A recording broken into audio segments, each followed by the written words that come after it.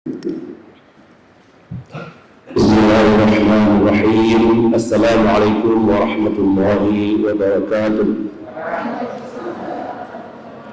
Alhamdulillahilladzi ja'ala lughatal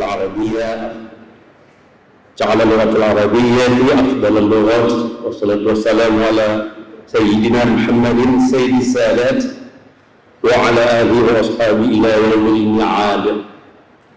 وقال الله تعالى في القرآن الكريم وهو أصدق القائلين: أعوذ بالله من الشيطان الرجيم، بسم الله الرحمن الرحيم، إنا أنزلنا قرآنا عربيا لعلكم تعقلون. Yang kami hormati dan muliakan Bapak Kiai Haji Dr. Abdul Wahid Maktub, staf khusus bidang kerjasama dalam dan luar negeri Kemenristek Dikti. Ahlan wa sahlan wa marhaban bihudurikum ila jami'atina Jami'ah Ar-Ramli Darussalam Banda Aceh.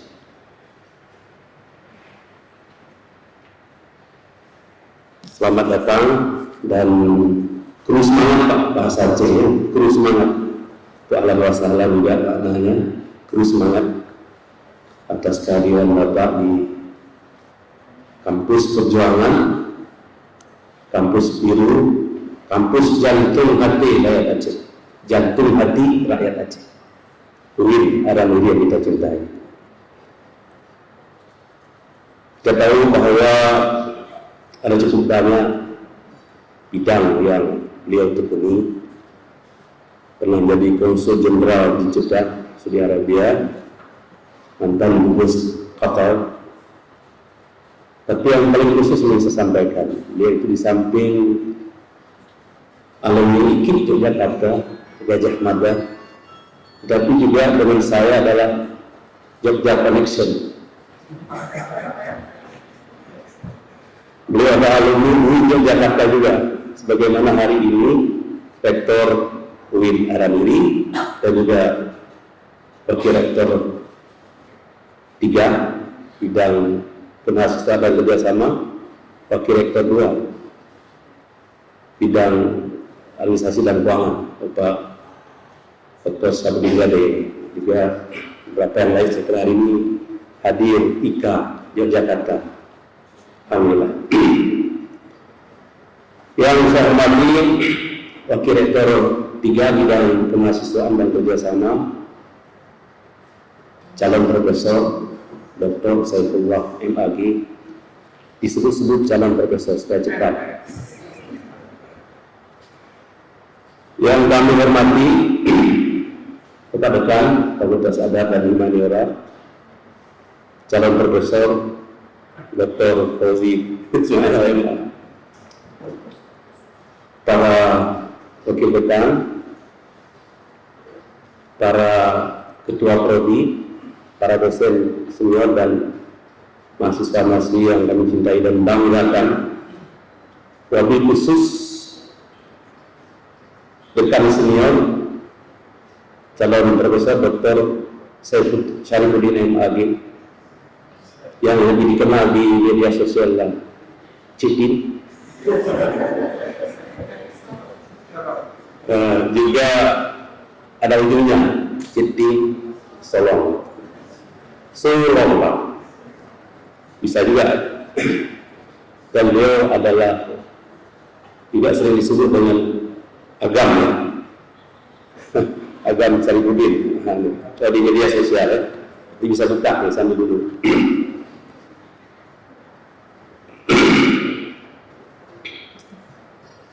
Dan hadirin-hadirat yang berbahagia, pertama-tama marilah kita memanjatkan puji syukur kepada Allah Subhanahu wa taala.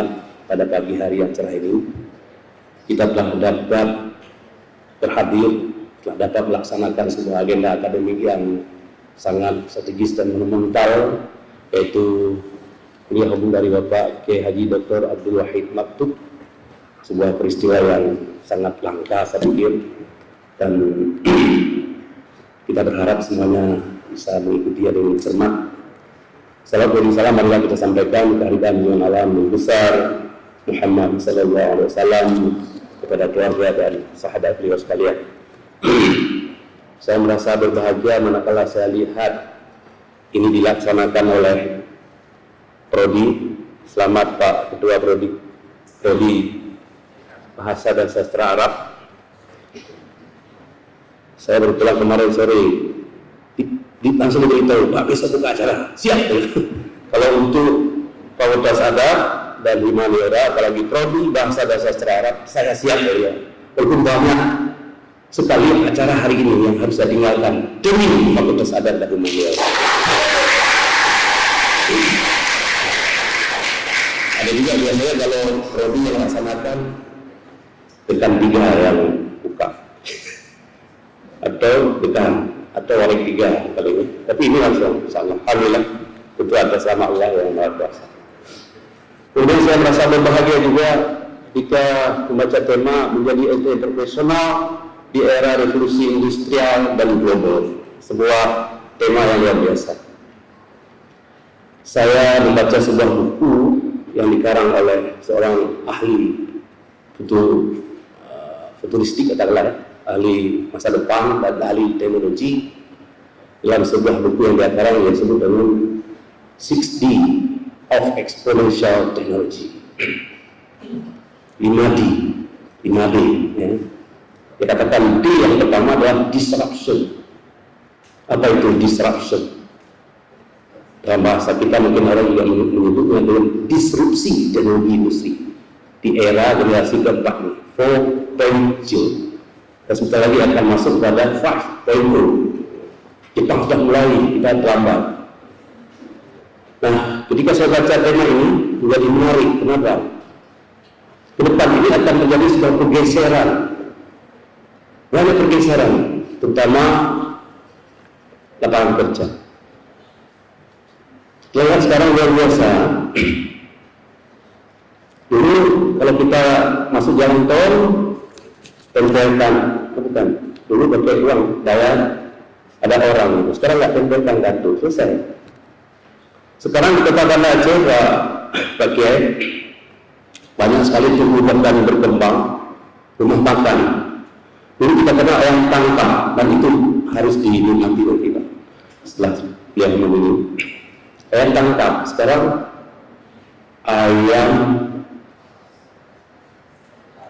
apa lagi? Ayam penyet, ayam Yusuf. Ada sahabat saya dirjen pendidikan Kementerian Pendidikan dan Kebudayaan. Beliau di sini lihat ada ayam tangkap, dibantu buat ayam Yusuf. Ada ditangkap Yusuf ya dari pendidikan ini. Dia luar biasa. Nah, kalau dulu kita datang ke restoran itu untuk kita nikmati ayam tangkap, ayam penyet, ayam geprek, atau banyak sekali nama. Ya. Sekarang tinggal angkat telepon, ya, datang ke rumah kita, tinggal tekan dia, Waalaikumsalam, ayam penyet. Inilah sebuah disrupsi. Terjadilah pergeseran di suatu tempat.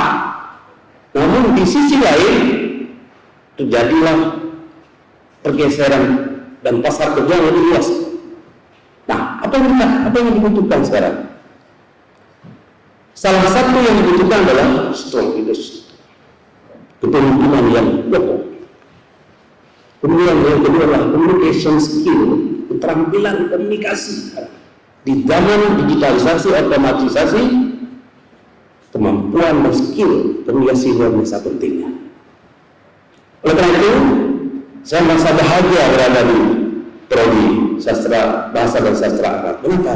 Anda telah memiliki salah satu bahasa internasional. Afsahul lughah abyaliha wa afdaluha. Yannaha unzilat ila asyrafir rusul yakni Rasulullah sallallahu alaihi wasallam. Bahasa yang paling fasih. Bahasa yang paling benar. Bahasa yang paling mulia. Kenapa? Diturunkan kepada manusia termulia di muka bumi itu Rasulullah sallallahu alaihi wasallam. berselawat kepada Rasulullah. Allahumma salli sallim alaihi. Saya sampaikan di rumah saya. Ketika ini kita kembangkan dengan baik. Karena itu bulan Agustus, bulan Juli yang lalu, sekitar tanggal 13, 14, 15, di sini kita selenggarakan konferensi internasional pengembangan bahasa Arab. Saya ingin Arab ini menjadi pusat pengembangan bahasa Arab di dunia yang terbaik. Dan itu ada di tangan mahasiswa prodi bahasa dan sastra Arab. Tentu di sana juga ada pendidikan bahasa di Fakultas Tarbiyah.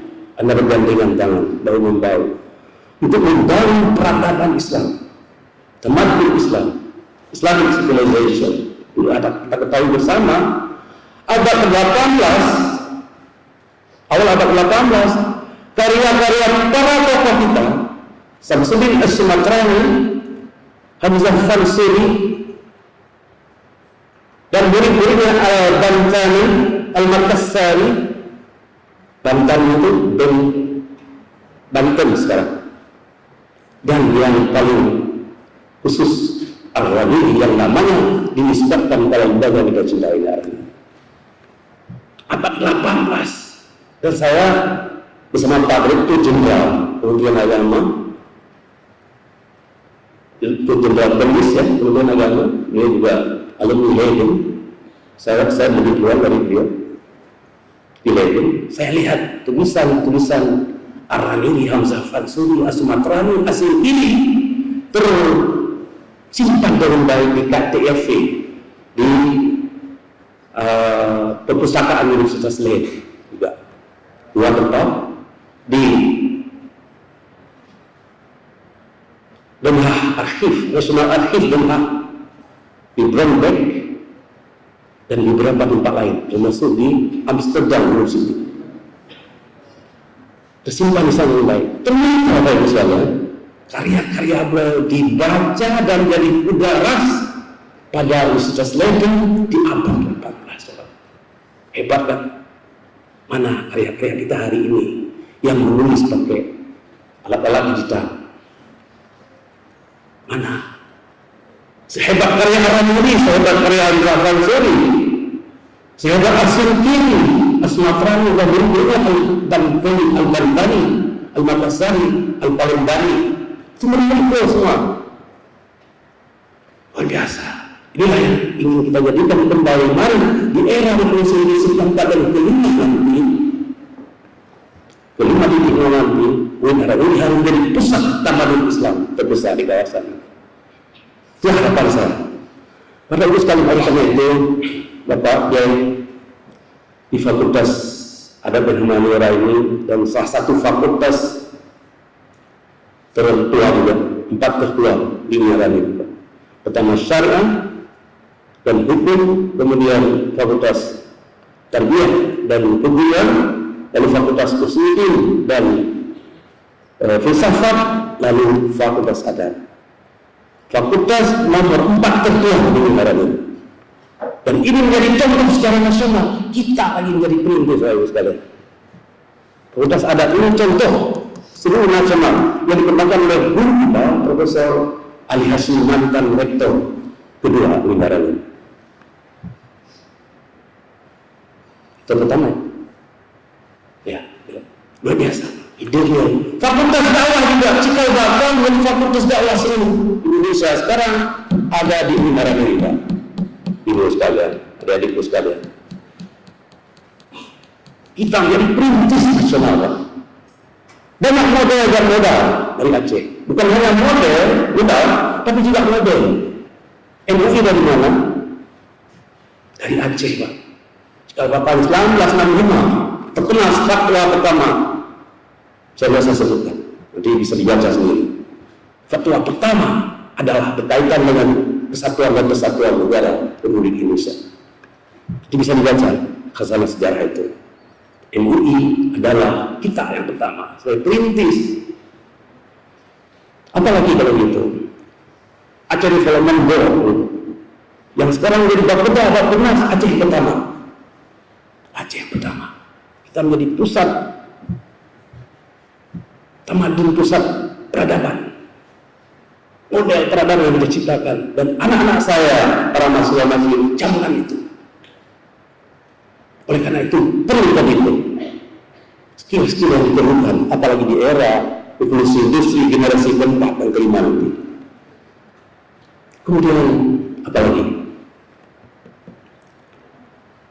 MAA,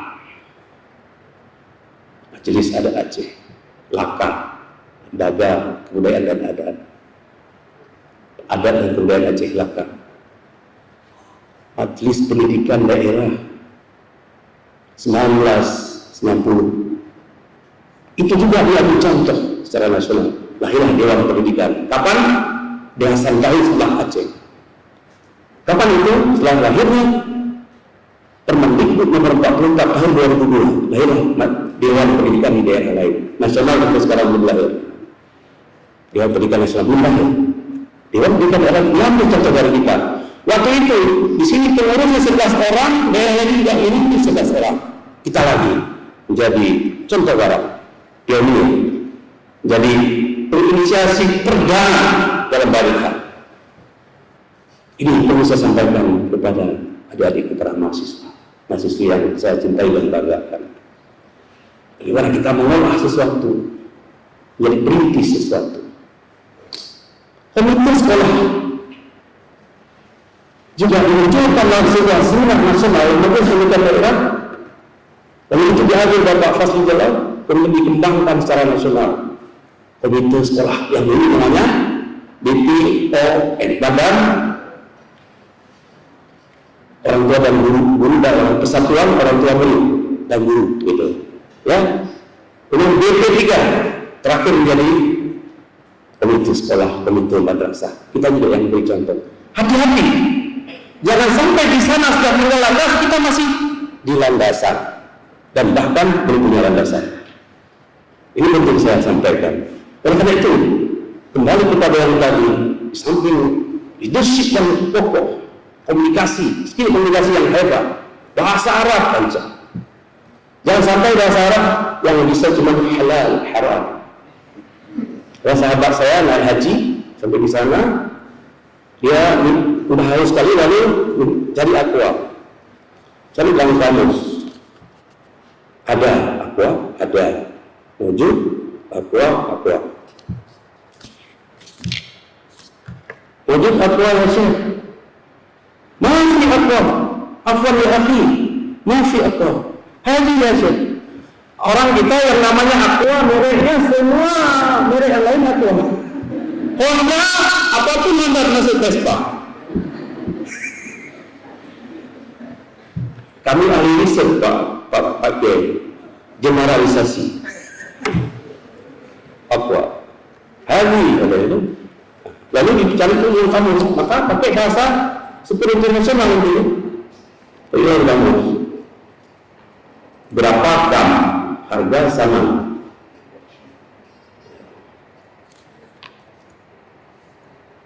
Kemudian ada terjemah satu ini. Harga mati, berapa harga mati? Terjemah juga surah dengan mengerti Asia, juga mengerti orang itu. Kamu sama dengan